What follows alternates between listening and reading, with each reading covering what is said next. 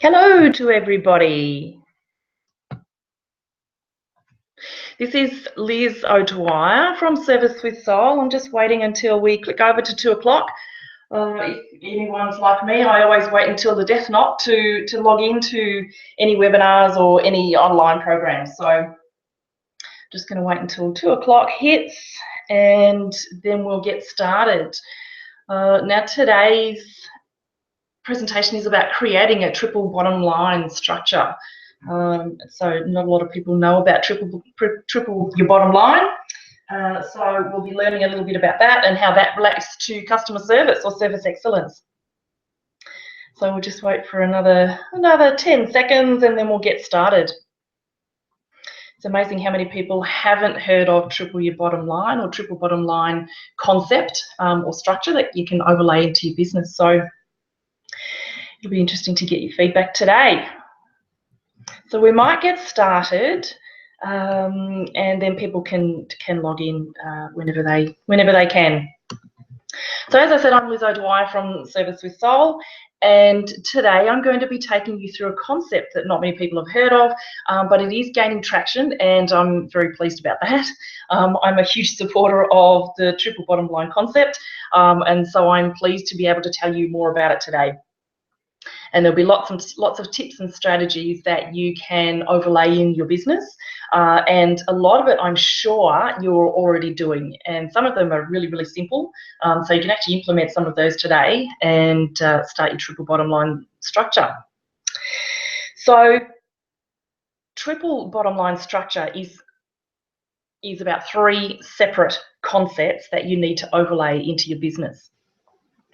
So we'll go through those in a tick and we'll take you through some strategies on how to do that. But the concept about triple bottom line structure came about back in the mid-1990s by a visionary man by the name of John Elkington. And he acknowledged, as we all do, that typically a business is measured, or the success of a business is measured by its financials. So, you know, at the 1st of July of each year, we sit down and say, okay, well, what's our financial forecast for the coming 12 months? And, you know, come 30th of June that year, if we get it, great. If we exceed it, fantastic. And if we didn't, we look at why and how do we fix that the next year. But John Elkington saw that industry was heading down a one-way path, which was solely focused on turnover. So customer service was at an all-time low, and certainly the Industrial Revolution hasn't done anything to help our planet. And as a result of that, our planet is now in crisis. The government contribute to support to large organisations despite the degradation to our planet and to its inhabitants. So human, the animal kingdom, and also the plant, and you know, which is the very food that we eat, is also impacted on that. And so now, 2016, no longer can businesses afford to concentrate solely on the financial bottom line. We're all inhabitants of this earth, and as such, we need to be responsible, both on a personal level and a professional level, for running a successful business, yes, but also contributing to the betterment of our community and leaving the earth in a better place than which we found it. So the bottom line structures measure the company's economic value, and we're all familiar with that. So our financial forecasts for the coming 12 months and thereafter. But it also has a look at how we treat the people, both internally and externally. So internally with our staff and externally with our client base, our joint venture partners, our other business partners when we go to networking events. And so that tends to be our social responsibility. And then the company's planetary responsibilities. So that actually measures the company's environmental responsibility. So Mr. Elkington was way before his time, and so what we're going to look at today is to actually take some of the ideas that he came up with and to implement them in our business. So this is what we're going to cover today. So what is the triple bottom line, or some people refer to it as TBL or 3BL, and how does that relate to our customer service? So what are the benefits to your business? What are the outcomes? And how does your business gain from overlaying that triple bottom line concept into your business? And we'll look at the three components of 3BL and some strategies that you can implement today to start seeing some immediate results. So I've gone through a little bit about what the bottom line concept is, and John Elkington, he was way before his time in the 1990s, probably at the height of the Industrial Revolution, where the planet was taking a real hit with all of the chemicals, etc., that we use. So the Earth is in crisis with global warming is a huge concern. The amount of chemicals that we use, as I said, has an impact on us as humans. It has an impact on our very Earth. It has impact on our animal kingdom, the bees being a huge one at the moment, and as well as so many other issues out there. And the government is still actually supporting all of that. It makes it so much easier to do business with chemicals rather than doing it without chemicals involved. So service excellence has indeed a direct connection to your financial bottom line, and I know not many business owners will actually attribute the level of service excellence that they provide to the financial benefits and the financial bottom line return. There's also, very happily, a renewed focus on community engagement as a business owner. And this also has many benefits to your business, and we'll go through that when we're actually going through one of the three components for the triple bottom line concept.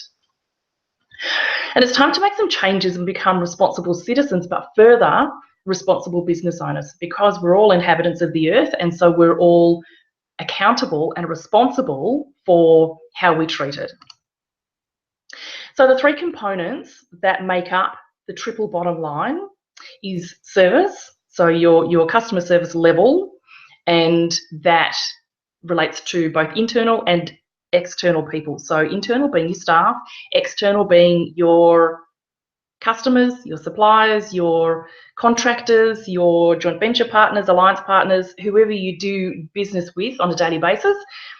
That's your service excellence and the approach that we need to take. The second component is the environmental sustainability that we'll take a look at as well. And there are things that every business can do, no matter what industry you're in, to actually lighten their carbon footprint. And the third component is social. So it's actually looking at ways that you can contribute to the betterment of society and engage your local and wider community, again, depending on the business that you're in, and that has great benefits to your business. So the benefits of the triple bottom line concept, if you overlay that concept to the structure of your business, provides service excellence to your client base. Now, we know that actually creates long-term engagement, retention, and loyalty for your client base. It also provides you with word-of-mouth referrals. Now, the general consumer will 80% of the time will go through a word-of-mouth referral rather than jumping on Google or having a cold lead. Reduces your carbon footprint on our earth, and again, in the environmental sustainable component, we'll go through ways that every business can lighten their carbon footprint on our earth. Contribute to the betterment of society. So how do you engage with your local and wider community to build your brand, but also build up the lifestyle of people around you, build up the lifestyle and contribute to the betterment of society by doing that, and simply by running your business on a daily basis. Makes you an attractive alternative to your competitors. At the end of this webinar, I want you to sit back and have a look at the competitors that, you know, your three biggest competitors, and see if they have a triple bottom line concept, a triple bottom line approach to their business. And if not, simply by implementing some of the elements for the three components, you'll be ahead of the game. So it's pretty simple to step up above your competition. So the triple bottom line concept is also a great branding tool. because people want to know that they're dealing with businesses that are trying to have a very conscious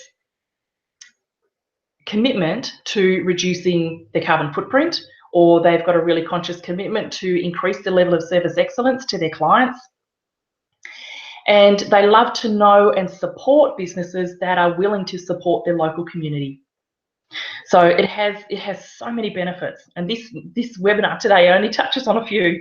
So it actually reduces overheads, and again we'll go through that in the various components, because there are so many ways that it actually reduces overheads.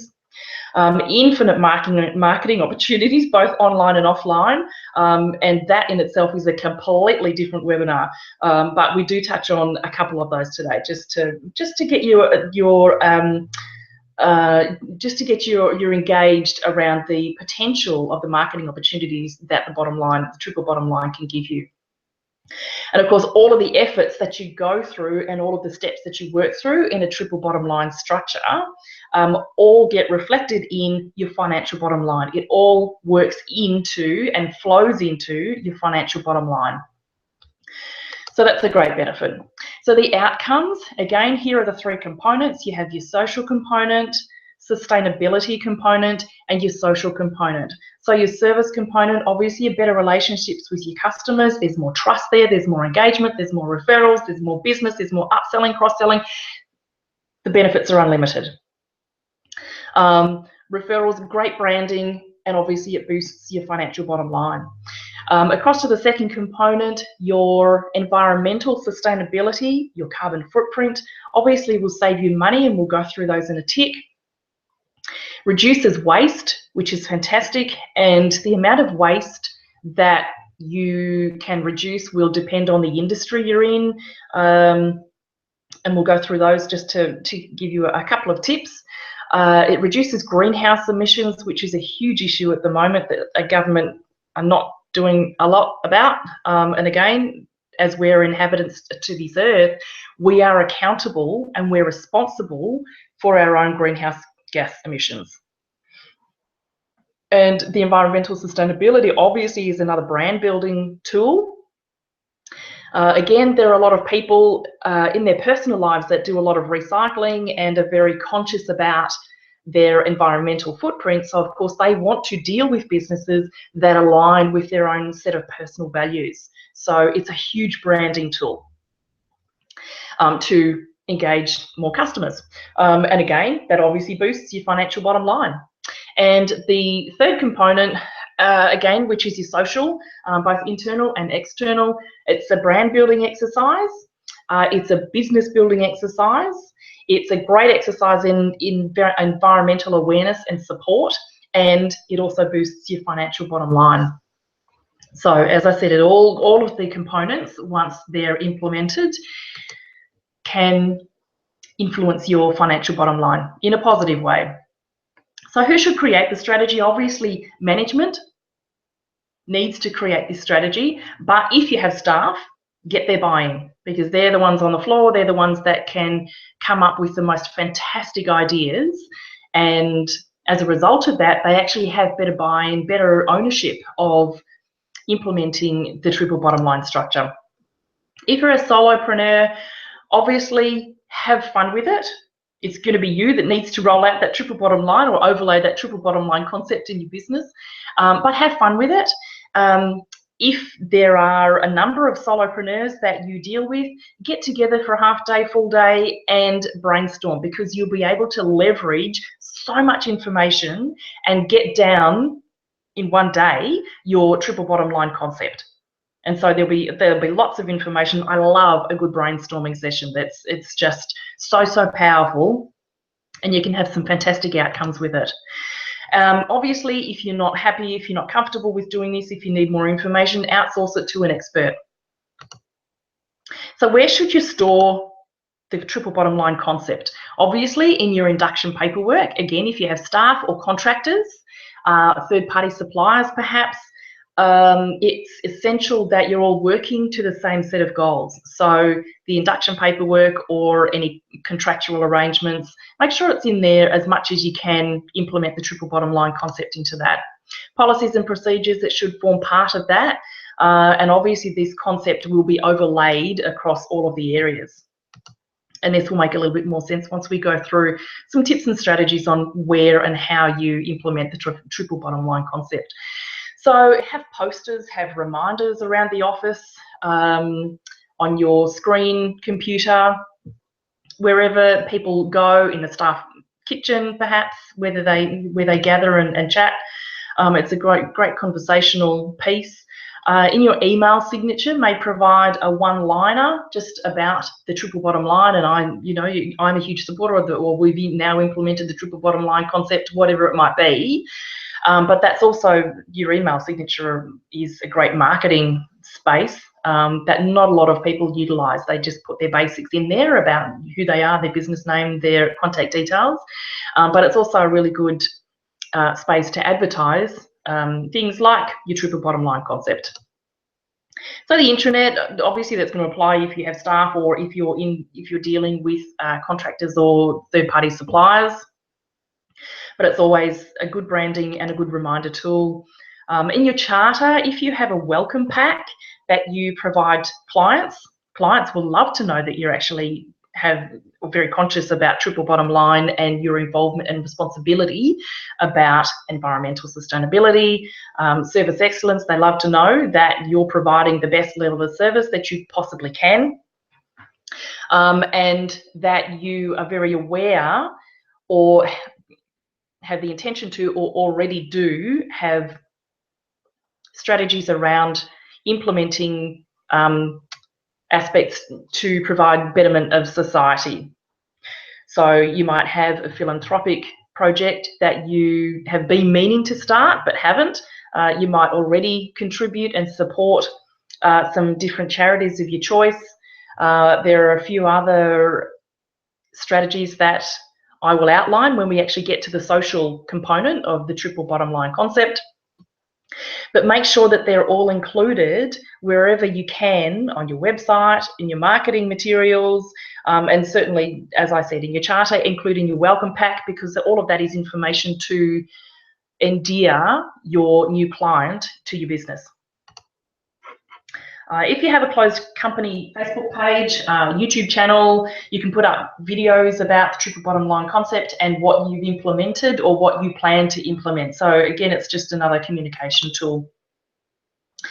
And include the triple bottom line concept and your actions that you've committed to in your continuous improvement process. So whenever you go through and do your continuous improvement, have a look at the strategies that you've outlined for your triple bottom line concept, and to make sure that you're doing everything you can to continuously improve every 6 to 12 months or whenever you go through and review all of your structure.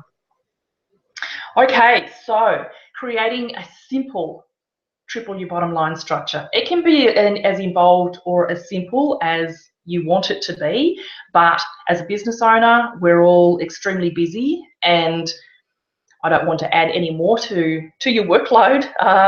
So that's why I've identified some very simple strategies that you can implement into your day-to-day business. Now, when we go through these, I'm sure that you will already be doing at least some of them in each of the components. But if you're not, this is a great opportunity to go, aha, I've been meaning to do that for the last 6 months and I really haven't. So get a pen and paper, jot down some of these ideas that we're about to go through, but also that might trigger some other things that you've either been meaning to do, or it might actually bring up some new ideas that you are motivated to implement. So again, the 3 levels of components are service, so service excellence, both internally and externally, your environmental sustainability, and the social component of the triple bottom line.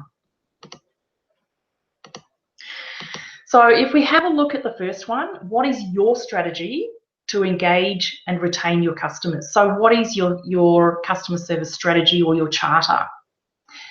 Most of the time, when people start a business, they've got the concept of the business, and they might create, obviously, the business plan. They'll have a financial plan, they'll have a marketing plan, but very often the customer service or the service excellence or the service experience plan doesn't make it to print, doesn't make it into the business plan or the marketing plan, but it's such an essential element to any business that it needs to almost have a plan of its own. So there is actually one up on my website, and I did share it a little while ago about a customer service strategy or a customer service charter. But every business needs one, and every business needs to be aware of the level of service they provide, because it does affect your marketing and it does affect your financial bottom line. So what is the strategy to engage and retain your customers? Whatever it is, your staff needs to know about it if you have staff. If you're a solopreneur, it's also a really good exercise to go through and do or create a customer service strategy, because it's a really good memory jogger about what you could be doing, but you're not because you get too busy and, you know, it just slips by the wayside. So things like how present you are when you're talking to customers face to face. You might be looking at them, but your mind is still on that last phone call that you took, or that last document that you really need to get out, or, you know, you're not actually physically present listening to the customer that's actually standing in front of you, and they will know that. They will pick that up. So you need to be really aware of the level of presence you have.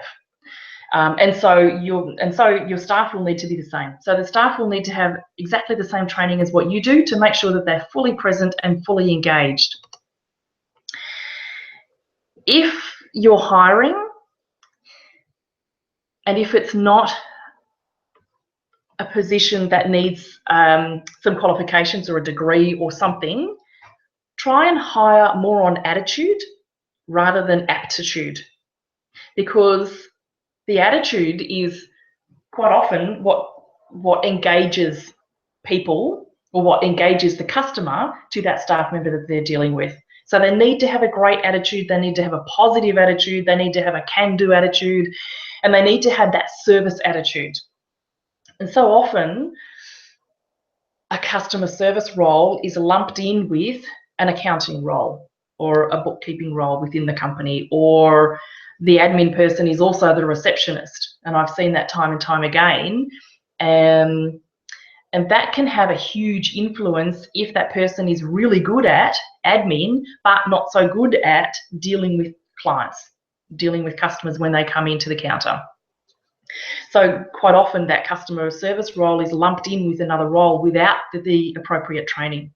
So they can always be trained on the admin side, they can always be trained on, you know, for bookkeeping or any other office role or any other role really in particular, but it's the attitude that they need to have, and that's really important, and more of the larger companies are actually hiring on attitude rather than aptitude. So a presentation, I'm sure we will all have experienced a scenario where we've been presented with somebody who has given us a less than perfect impression of the company. So your presentation needs to be, and this is going to be different for each industry, but if you're in corporate, if you're in a services industry, you know, a nice shirt, clean pants, it doesn't have to be a top of the range, most expensive workwear, but it needs to be clean and ironed and not shabby, you know, with frayed collars, cuffs, etc. So the presentation is all important because it gives that non-verbal message of the representation of the company, but also the commitment of that staff member to the company. So the presentation is very, very important. Presence and engagement. Again, I've touched on the level of conscious presence that we need to have when we're dealing face-to-face with clients.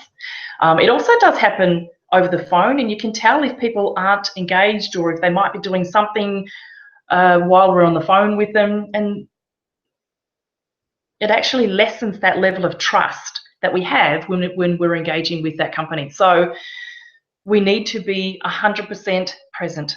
It's the most respectful thing that you can do to the customer who's decided to do business with you and not your competitor down the road.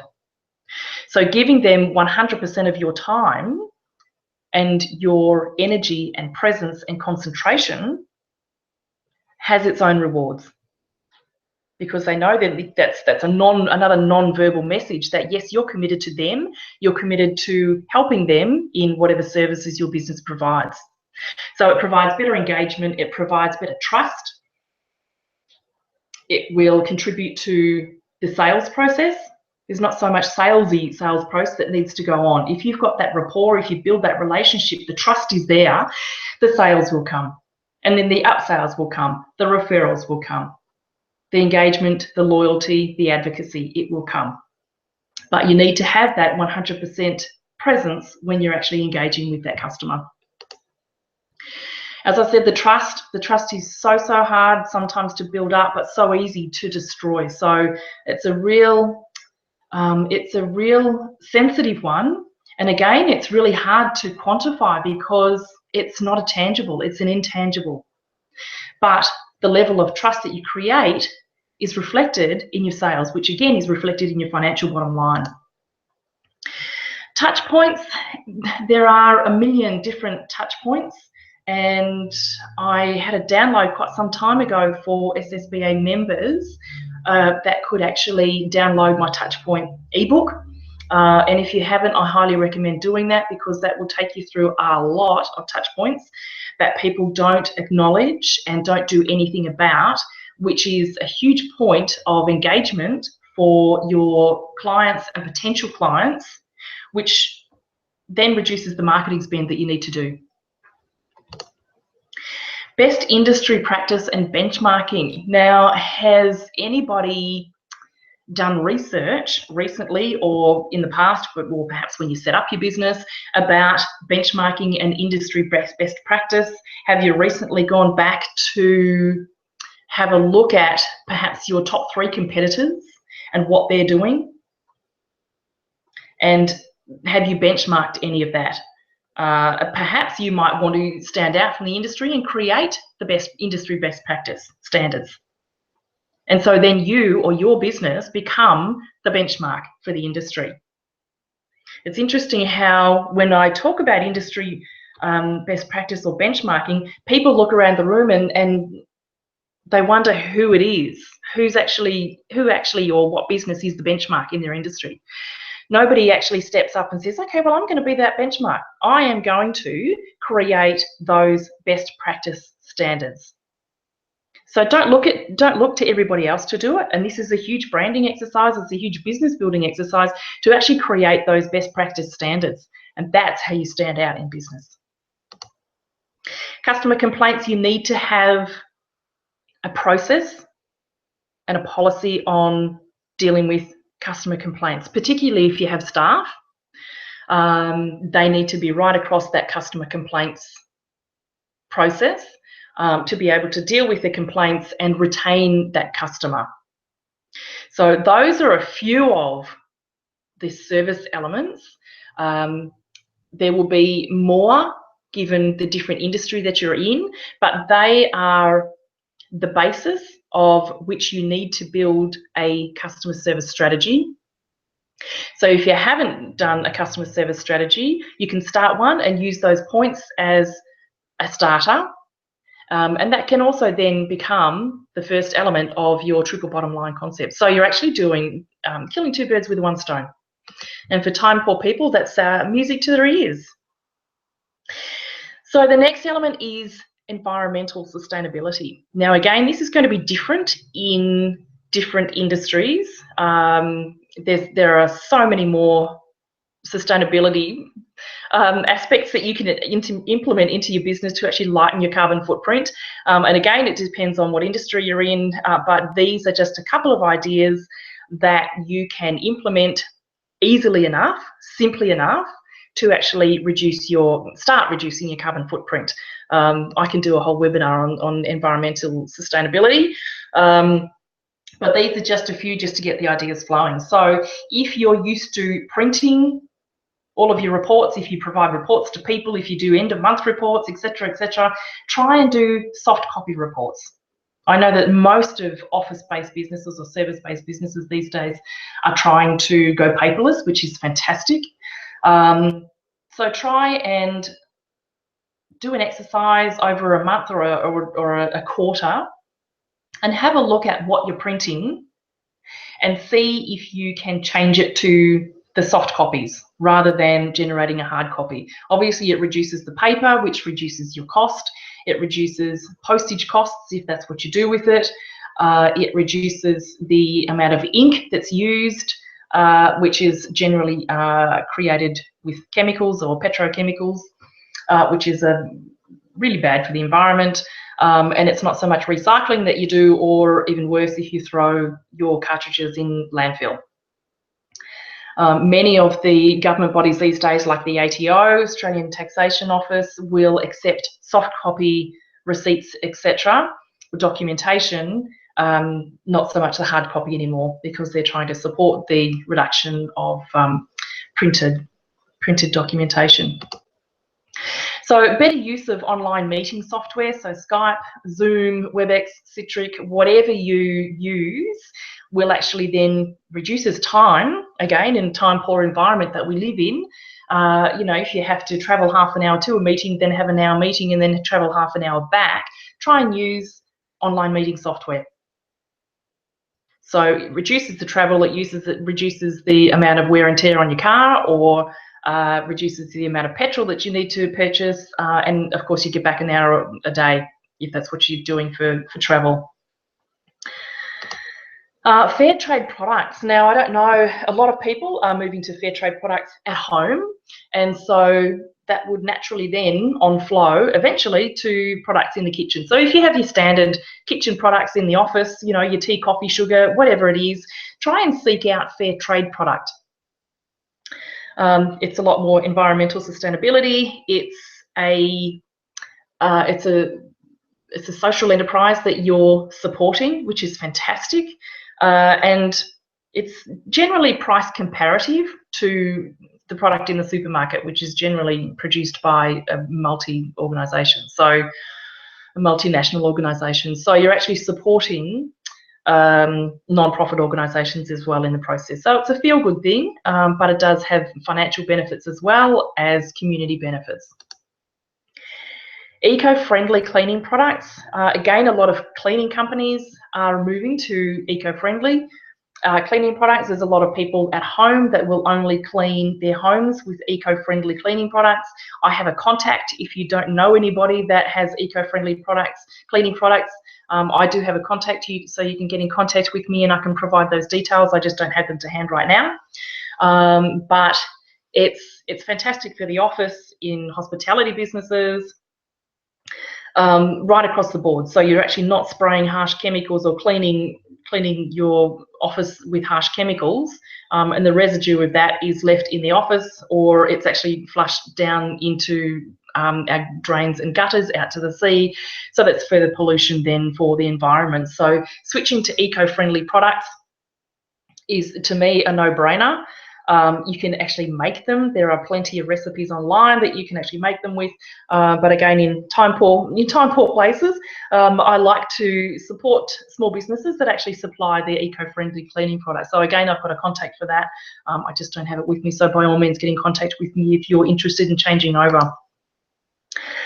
Eco-friendly stationery and marketing material. A lot of marketing material these days are PDF flyers, which is fantastic because that actually reduces our marketing spend to go and get those flyers printed. But it also then reduces materials being printed with petrochemical, the petrochemical inks, like the standard inks, and non-recycled paper. So where you can, a lot of people still use business cards, so get those printed on recycled paper. I've just had mine done on recycled paper and it looks fine. I actually showed it to another printer that I was talking to, and she said it was great. It was fantastic quality. And a lot of the printers now that are using recycled papers will also use soy-based ink rather than the petrochemically or the chemically produced inks in the marketing material. So there are a couple of those around. Again, I've got a contact for a printer that supplies magnificently produced recycled printing material. Ask your IT consultant about ways to provide hints and tips on reducing emissions for all of the computer stuff that you use. If you're looking to upgrade your computers, a lot of the computer equipment these days will have an energy rating on it. So try and go with the highest energy rating possible, but get your IT to just do up a one-page checklist on hints and tips. I see a lot of offices, when they have staff parties, etc., will use plastic plates or paper plates. Paper plates can generally be recycled, but if there's not a recycling process in place in the office, then they just go into the bin, which goes into landfill. And the same with the plastic plates, they probably don't get recycled either. So if you can, use crockery. Most offices these days have a dishwasher, so you know it's one load of dishes to clean the dishes, rather than putting all of the plastic or the paper plates in the bin, which just creates more landfill and extra expense. If you have a company car, and if it's a viable option to go to a hybrid branded car or a non-branded car, but the hybrid car is obviously produces a lot less emissions, which reduces your carbon footprint on the earth. Switch to green energy. That's well worth investigating to switch to green energy if you can, both in the office and at home if it's available in your area. And the list goes on with sustainability. Sponsor a plant a tree program or support a bush regeneration program through your business. It's something that not a lot of people do, but it's well worth getting behind, and it's a great branding opportunity. So we'll actually recover that both in the social aspect of this. So check out your local council website for any incentive they suggest on recycling, reusing, reducing. Most councils these days will actually have a page on their website dedicated to environmental sustainability. Another novel idea is form a committee to implement sustainable and recyclable programs with other businesses in your local area. So you might have a hospitality committee formed with all of the hospitalities, the restaurants, the cafes, the hotels, etc. in your area. Or it doesn't actually have to be hospitality industry. It can be anybody that actually creates a fair amount of packaging, and to then join forces and either engage a waste pickup truck that actually comes to pick up all of the waste and create a better deal for all of those packagings to be taken away by the pickup company, and create a better deal, a better contract for the year, which has financial benefits for you, and it's also then better for the pickup, you know, for the garbage cycle, because they're actually concentrating on one particular area. So there's a lot of recycling ideas that you can do if you get together with other businesses in your area that have, you know, create similar waste products, or, you know, just if you want to promote the recycling of waste in your area, if you wanted to make it a plastic bag free area, if you're in like a strip shopping centre and if you wanted to go plastic bag free, get together with the other retail traders and see what you can come up with. Do a brainstorming session about how you can become more environmentally sustainable by banding together and working together rather than just working with individual businesses. Ensure your printing consumables are returned and recycled. That is your ink cartridges. Most of the suppliers these days will actually provide returnables and recycled boxes or instructions on how you can actually return and recycle. Unfortunately, there are some businesses that don't do that, and they will just put it in the bin. So it goes to landfill, it doesn't break down, it creates the greenhouse gas emissions, it contributes to landfill. So have a look at the instructions in the box next time. If there are none, ring the place that you actually purchased the cartridges from and ask them how they'll do it, because I'm sure they'll know where and how to recycle the consumables.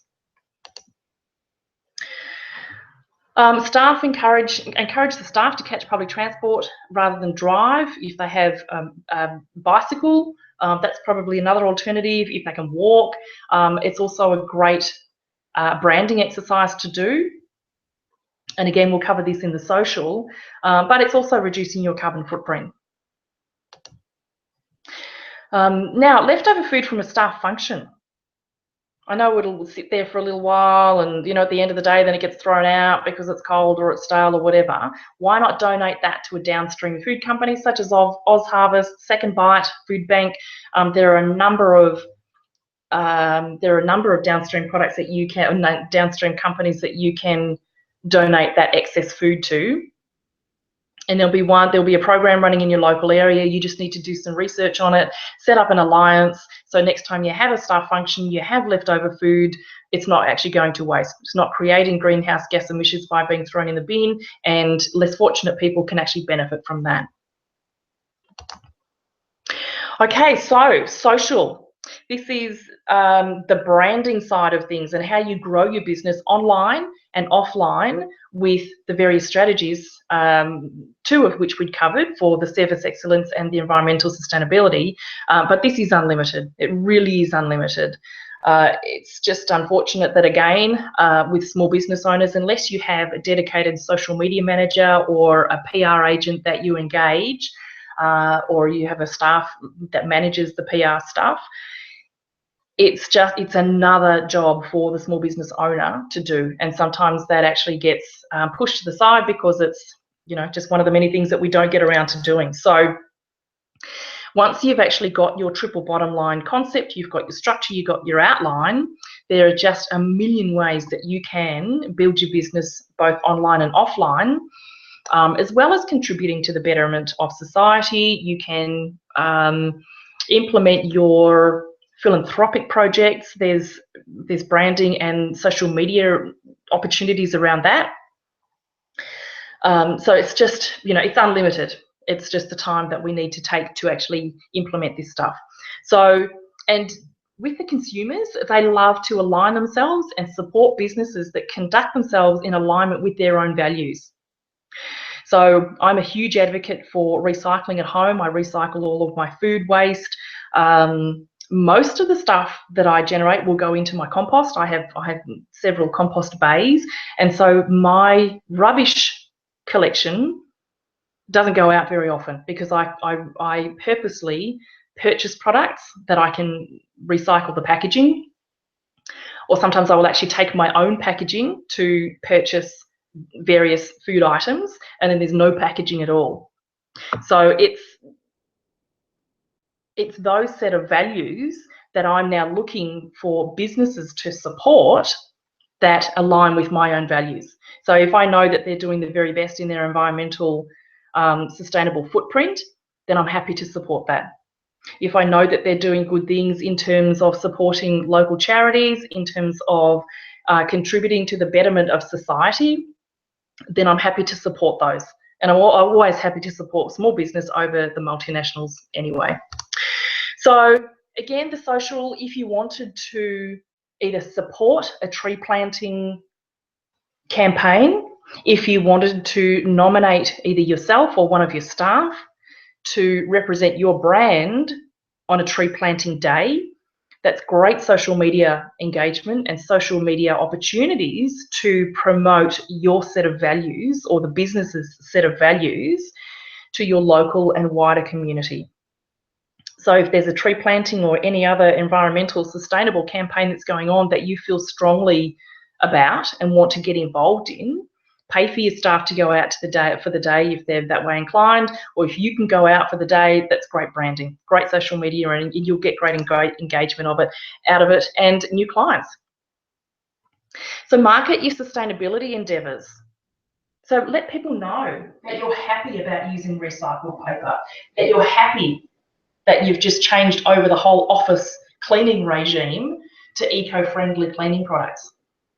I mean, it may sound really daggy, but I love to hear about that. And the conversations that I have with other business owners when they've gone eco-friendly and they're so happy about getting rid of the chemicals that they use because they you know, it was just an idea that never even came to them about swapping over to eco-friendly products, let alone doing a social media post about it.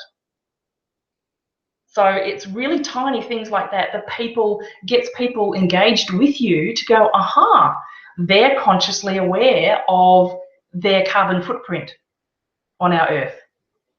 And so they love it. And so, you know, it's just one step further about the level of your transparency as well in your carbon footprint endeavours.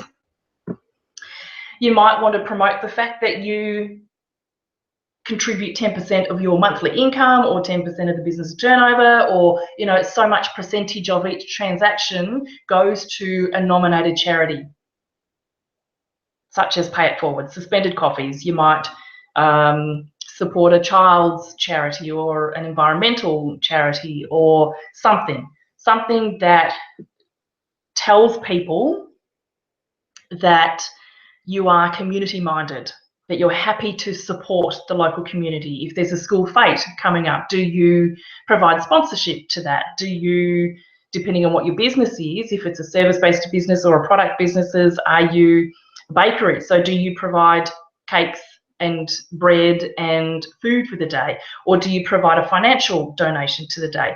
They're all ways of engaging with the community, providing to the betterment of the community, encouraging the community as a whole to get engaged in whatever social activity is going on. But it's a great branding exercise for you for that campaign, but there's some great social media opportunities around it as well.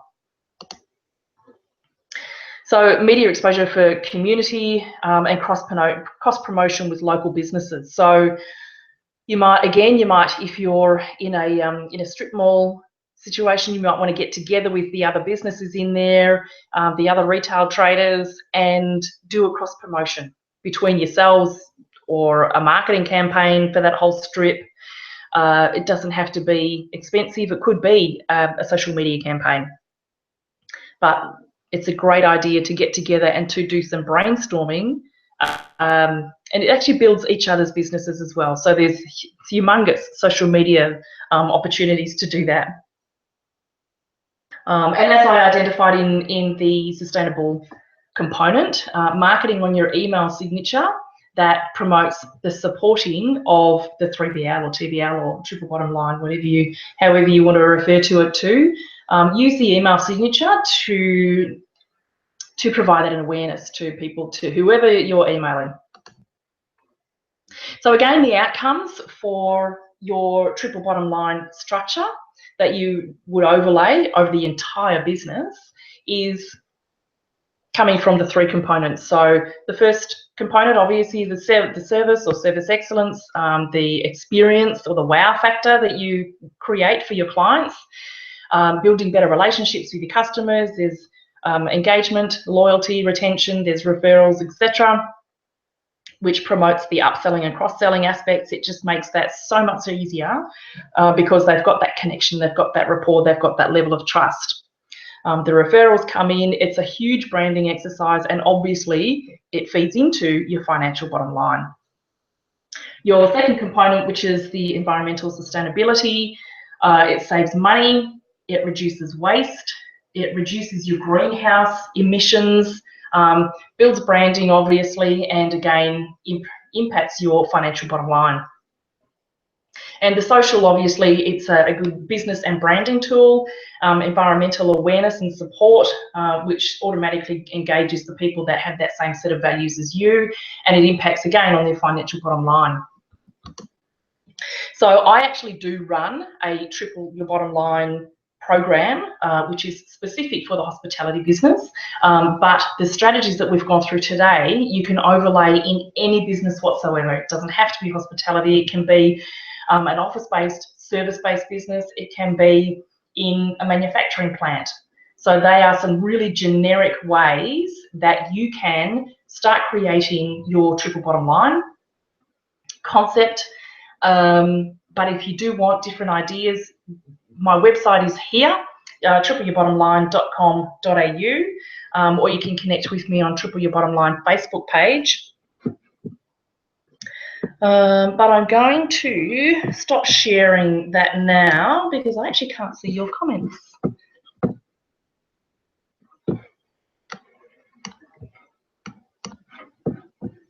There you go. Great. So if you've got any questions, queries, comments, feedback, happy to have a chat about that.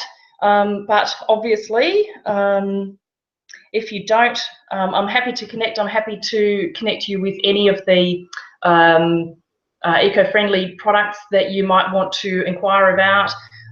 If you need a triple your bottom line outline strategy that you just want a one-pager that you can start filling in. If you want to have a chat to me about the triple bottom line concept, it's a fantastic concept. It's a fantastic branding opportunity.